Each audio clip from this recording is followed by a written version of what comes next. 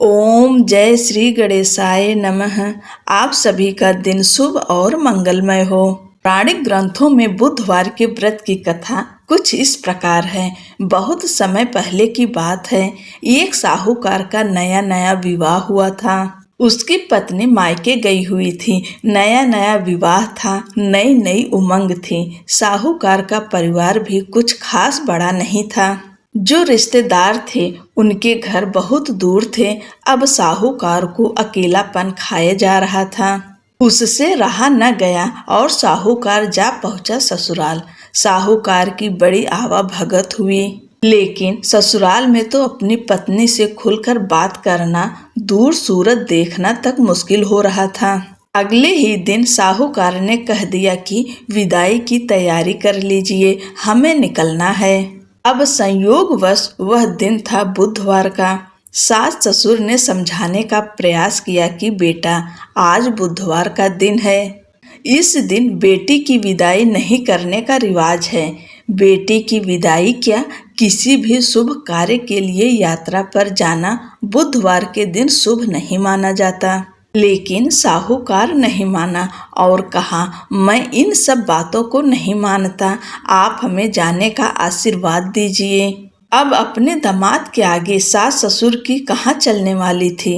मन महसूस कर तैयारी करनी पड़ी। बेटी की विदाई कर दी गई। अब चलते चलते रास्ते में साहूकार की पत्नी को प्यास लग जाती है। साहूकार जैसे पानी लेने के लिए जाता है तो वापस आते ही उसकी हैरानी का कोई ठिकाना नहीं रहता।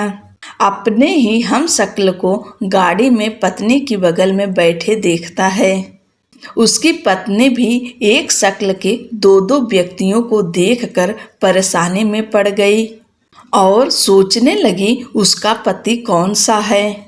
जैसे ही साहूकार ने पत्नी के पास बैठे व्यक्ति से पूछा कि वह कौन है, तो पलटकर जवाब दिया कि भैया, मैं तो फला नगर का साहूकार हूँ और फला नगर से अपनी पत्नी को लेकर आ रहा हूँ। तुम बताओ, तुम कौन हो जो मेरा वेश धरकर यहाँ आ गए हो। ऐसे बहसबाजी करते करते दोनों में झगड़ा बढ़ गया। झगड़े को देखते हुए राज्य के सिपाही वहां आ पहुंचे और साहूकार को पकड़ लिया।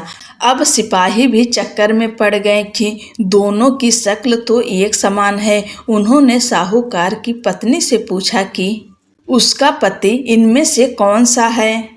वह बेचारी क्या जवाब देती। तब साहूकार ने हाथ जोड़ लिए और भगवान से विनती करने लगा कि हे भगवान, यह आपकी क्या माया है। तभी आकाशवाणी हुई कि मूर्ख, याद कर, कुछ देर पहले ही तूने अपने सास ससुर की आज्ञा न मानकर भगवान बुद्ध का अपमान किया और बुधवार के दिन तू अपनी पत्नी को लेकर चल पड़ा, जबकि तुझे इस दिन गमन नहीं करना चाहिए था। यह स्वयं बुद्ध देव हैं जो तुम्हें सबक सिखाने के लिए तुम्हारे वेश में हैं। तब साहूकार ने कान पकड़कर माफी मांगी और आगे से कभी ऐसा न करने का वचन दिया और बुधवार को नियम पूर्वक व्रत पालन करने का संकल्प लिया। तब जाकर साहूकार के रूप में प्रकट हुए बुद्ध देवता अंतर्ध्यान हुए और साहूकार अपनी पत्नी को लेकर घर जा सका। इस घटना के पश्चात साहूकार और उसकी पत्नी दोनों नियमित रूप से बुधवार का व्रत पालन करने लगे। मान्यता है कि जो भी व्यक्ति इस कथा को कहता है या सुनता है या फिर पढ़ता है, उसे बुधवार के दिन यात्रा करने से किसी तरह का दोष नहीं लगता और समस्त सुखों की प्राप्ति होती है। बुध ग्रह की शांति और सर्व सुख के इच्छुक स्त्री पुरुष बुधवार के इस व्रत को कर सकते हैं। ज्ञान, बुद्धि, कार्य, व्यापार आदि में उन्नति के लिए बुधवार का व्रत बेहद शुभ और फलदायी माना जाता है। बुधवार के दिन बुद्ध देवता के साथ साथ भगवान गणेश की पूजा की जाती है। बोलो गणपति महाराज की जय। भगवान गणेश की कृपा पाने के लिए दूसरी कथा का श्रवण करते हैं। पौराणिक कथा के अनुसार एक बुढ़िया माई रोज मिट्टी के गणेश जी की पूजा करती थी। लेकिन वो रोज गणेश की प्रतिमा बनाए और रोज ही गल जाए। उसके घर के सामने एक बार किसी सेठ जी का मकान बन रहा था।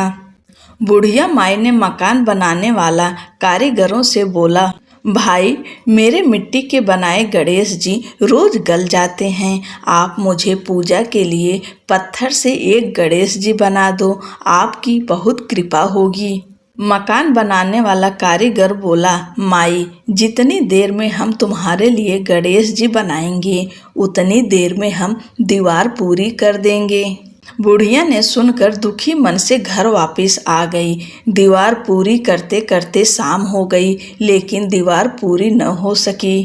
कारीगर जितनी बार दीवार बनाए उतनी बार वह टेढ़ी हो जाए। शाम को सेठ जी आए तो उन्होंने कहा, आज कुछ काम नहीं किया।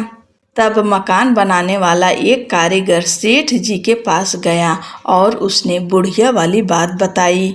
तब सेठ जी ने बुढ़िया माई के घर गए और उनसे कहा कि माई, तुम हमारी दीवार सीधी कर दो, हम तुम्हें एक सोने के गणेश जी बनवा कर देंगे। गणेश जी ने ये सुनते ही सेठ की दीवार सीधी कर दी। सेठ जी ने बुढ़िया को सोने के गणेश जी बनवा कर दिए। हे गणेश जी महाराज, जैसे आपने सेठ जी की दीवार सीधी करी है, वैसे ही कहानी कहने, सुनने और हुंकारा भरने वाले सभी के कार्य सीधे करना।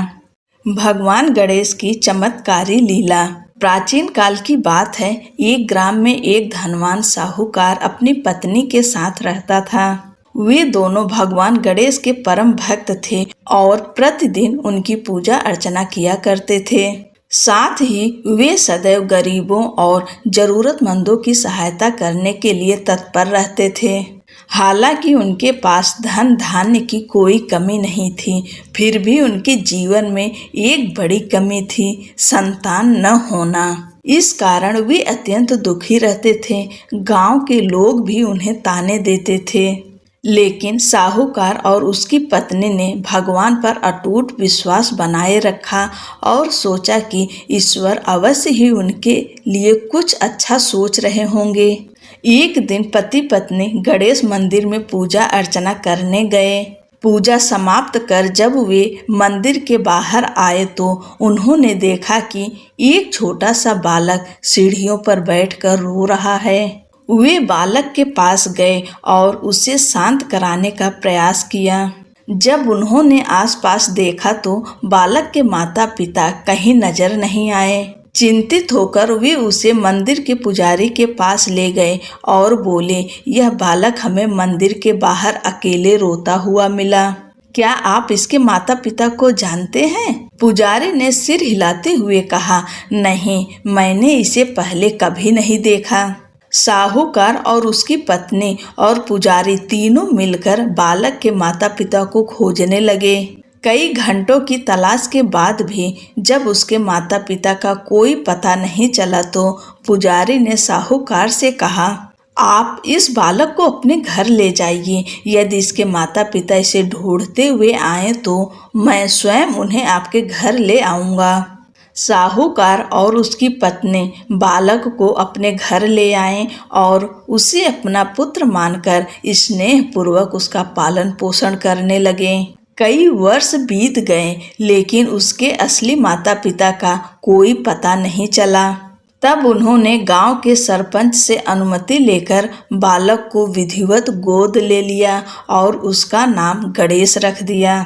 कुछ समय बाद गांव में एक दंपत्ति आया जो चोरी और धोखाधड़ी करने में माहिर थे। जब उन्होंने सुना कि गांव के सबसे धनी व्यक्ति साहूकार ने एक अनाथ बालक को गोद लिया है, तो उन्होंने उसे अपना पुत्र बताकर साहूकार को ठगने की योजना बनाई। वे दोनों मंदिर में जाकर रोने लगे। पुजारी ने जब उन्हें रोते हुए देखा तो उनसे रोने का कारण पूछा। वे बोले, आज से 4 साल पहले इसी मंदिर में हमारा बेटा खो गया था। तब से हम उसे पूरे देश में ढूंढ रहे हैं, लेकिन अब तक हमें उसका कोई पता नहीं चला। पुजारी को विश्वास हो गया कि यह वही बालक हो सकता है जिसे साहूकार ने गोद लिया था।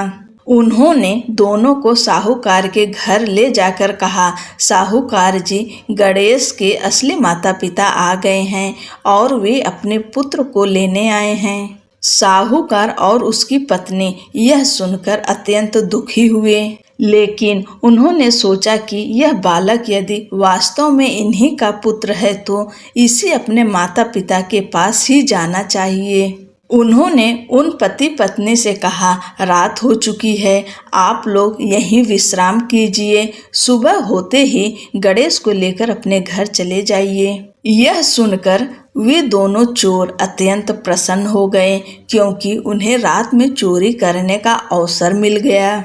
जब साहूकार और उसकी पत्नी गहरी नींद में सो रहे थे तो दोनों चोर उठे और तिजोरी तोड़ने लगे।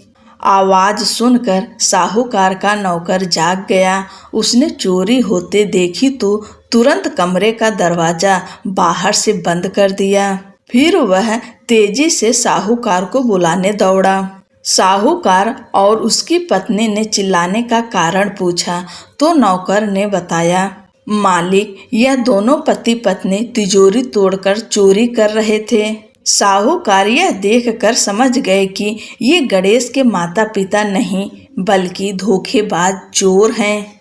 उन्होंने गणेश को सौंपने से इनकार कर दिया और उन दोनों को गांव से निकाल देने का आदेश दिया।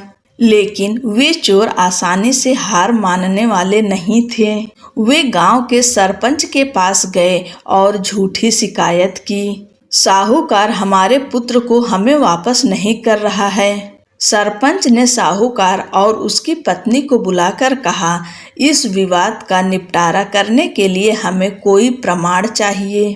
गांव के बुजुर्गों ने एक परीक्षा का सुझाव दिया।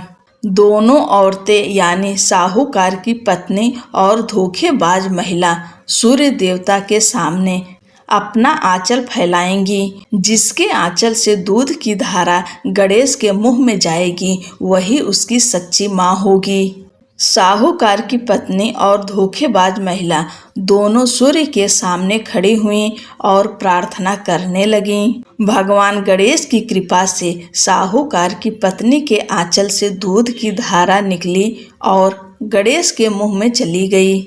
यह चमत्कार देखकर सभी लोग आश्चर्यचकित रह गए।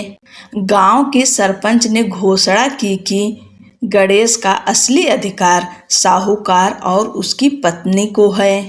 गांव वालों ने गणेश जी की जय के जयकारे लगाए और धोखेबाज पति पत्नी को गांव से बाहर निकाल दिया। बोलो गणेश भगवान की जय, गणपति महाराज की जय। दोस्तों, पूरी कथा श्रवण करने के लिए आपका बहुत बहुत धन्यवाद। भगवान गणेश की कृपा आप सभी पर सदैव बनी रहे। जय श्री कृष्णा। राधे राधे।